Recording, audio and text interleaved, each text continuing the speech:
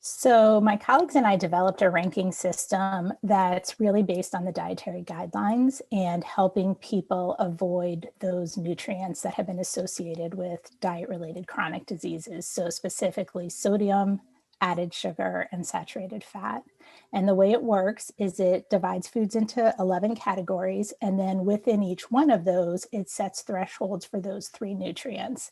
And then it categorizes them as green, which means choose often, yellow, which means choose sometimes, and red, which means choose rarely.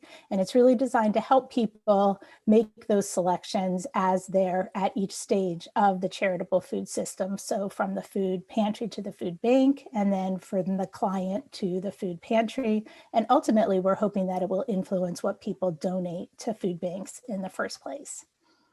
And what advice do you have for those people that donate to food banks and run food drives on a grassroots level to try to not only provide food, but also to provide healthy food? I think it'll be great if eventually people really have access to this nutrition ranking system and can make their selections using it when they're deciding what to donate to a food bank or a food pantry.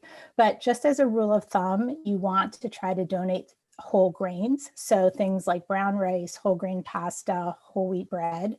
And you also want to try to check the sodium in particular if you're donating things like soups, stews, or canned vegetables. And if you're going to donate canned fruit, try to pick ones that are either packed in water or 100% juice.